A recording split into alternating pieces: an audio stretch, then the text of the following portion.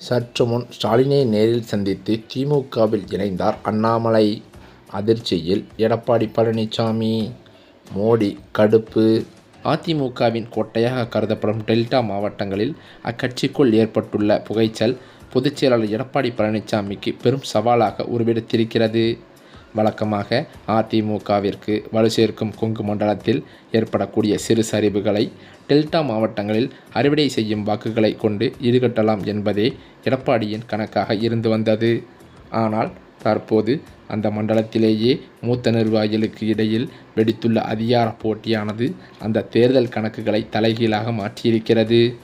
முன்னாள் அமைச்சர் வைத்தியலிங்கம் போன்ற செல்வாக்குமிக்க தலைவர்கள் பிரிந்து சென்றது ஒரு பலவீனமாக பார்க்கப்படும் வேளையில் தற்போதோ கட்சியில் உள்ள முக்கிய தலைவர்களுக்கிடையேயான ஈகோவானது யுத்தம் களப்பணியை பாதித்திருக்கிறது. குறிப்பாக பார்த்தால் டெல்டா அரசியலின் முக்கிய முகமான முன்னாள் அமைச்சர் ஆர் காமராஜ் தனது ஆதரவாளர்களுக்கு உரிய அங்கீகாரம் வழங்கப்படாததால் கடும் அதிருப்தியில் இருப்பதாகவே தெரிய வந்துள்ளது. இவருக்கு இணையாக OS மணியன் போன்ற மற்ற மூத்த தலைவர்களுடனான ஒருங்கிணைப்பு குறைபாடு தேர்தல் வியூகங்களை செயல்படுத்துவதில் தேக்க நிலையை ஏற்படுத்தியிருக்கிறதாம். அதே சமயம் அதிமுகவில் பல முக்கிய புள்ளிகளே கட்சித்தாவல்களை செய்ய ரெடியாக இருப்பதாகவும் அதிமுகவின் தலைமை வட்டாரங்களில் தகவல்கள் பரவி வருகிறது. அதே சமயம் மறுபுறம் பார்த்தால் திமுக தரப்பில் அமைச்சர் KN நேருவின் அதிரடி நகர்வுகள் அதிமுகவிற்கு கூடுதல் நெருக்கடியை உருவாக்கி வருகின்றன. கோட்டைக்குள் ஓட்டை விழாமல் தடுக்க வேண்டிய கட்டாயத்தில் உள்ள அதிமுக தலைமைக்கோ தொகுதி பங்கீடு மற்றும் வேட்பாளர் தேர்வு தொடர்பான உட்கட்சி பூசல்கள் பெரும் முட்டுக்கட்டையாகவே இருக்கிறது. கீழ்மட்ட தொண்டர்கள் உற்சாகத்துடன் பணியாற்ற தயாராக இருந்தாலும் மாவட்ட தலைவர்களிடையே நிலவும் ஒருமித்த கருத்தின்மை தேர்தல் முடிவுகளில் பிரதிபலிக்கக்கூடும் என அரசியல் நோக்கர்கள் எச்சரித்தும் வருகின்றனர்.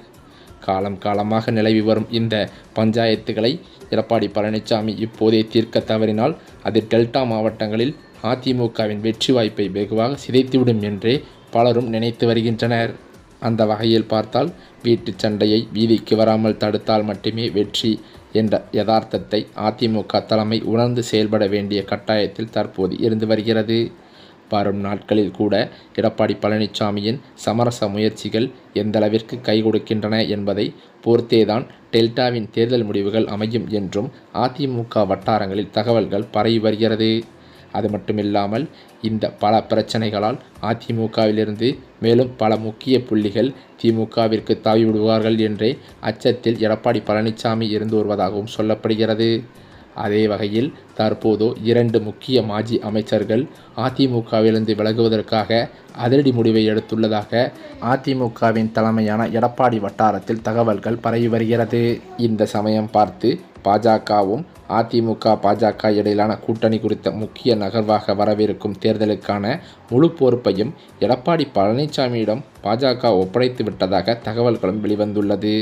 தமிழகத்தில் திமுக அரசை வீழ்த்துவதே தங்களது முதல் இலக்கு என்று தெரிவித்துள்ள பாஜக தலைமை அதிமுக பொதுச்செயலாளர் எடப்பாடி பழனிசாமியின் தலைமையிலேயே தேசிய ஜனநாயக கூட்டணி தேர்தலை சந்திக்கும் என்றும் அறிவித்திருக்கிறது.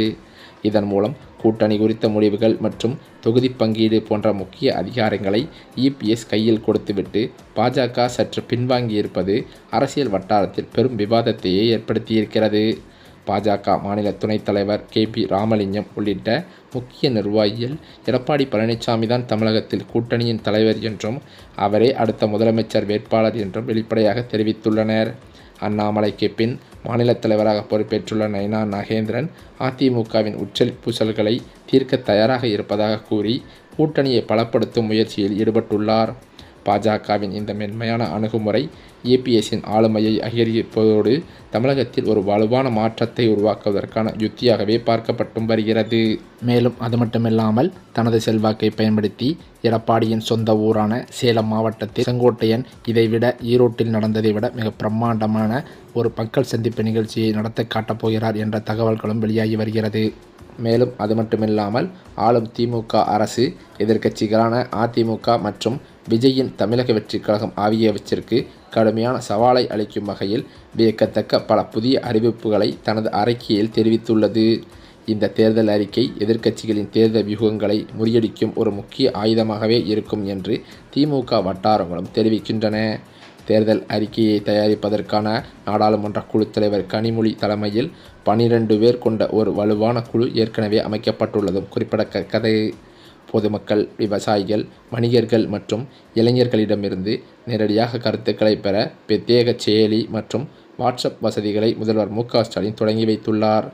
இதன் மூலம் அடிமட்ட மக்களின் தேவைகளை அறிந்து அதற்கு ஏற்றவாறு மகளிர் உரிமை தொகை உயர்வு, அரசு ஊழியர்களுக்கான சலுகைகள் மற்றும் பல இலவச திட்டங்களை இந்த பண்டோரா பாக்ஸ் தேர்தல் அறிக்கையில் இடம்பெறச் செய்ய திமுக முனைப்பு காட்டி வருகிறது.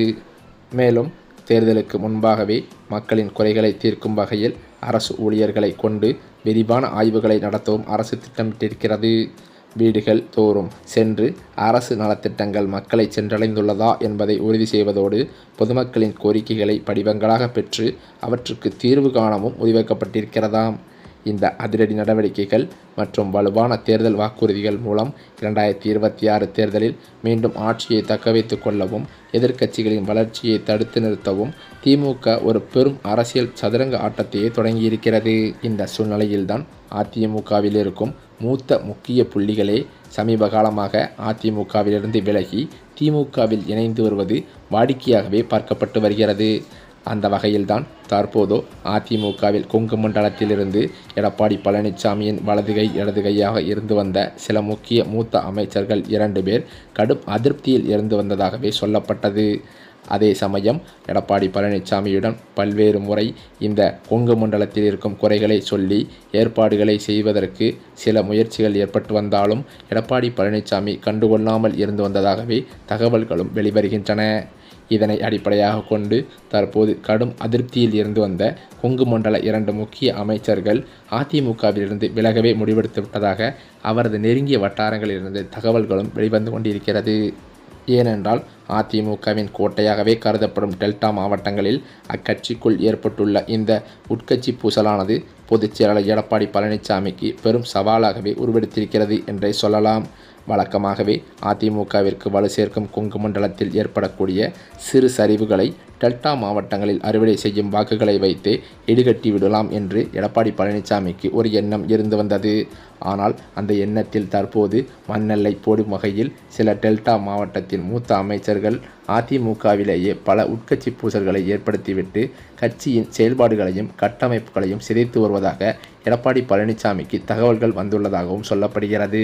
மேலும் கட்சியை அடகு வைத்து விட்டீர்கள் என்று பல புகார்களையே எடப்பாடியிடம் கூறி வருவதாகவும் சொல்லப்படுகிறது. இதன் காரணத்தினால் எடப்பாடியிடம் கடும் மோதல்களும் கண்டிப்பாக அதிமுகவிலிருந்து பல புள்ளிகள் வெளியேறி திமுகவில் இணைவதற்கு வாய்ப்புள்ளதாகவே தகவல்கள் வெளிவந்துள்ளது.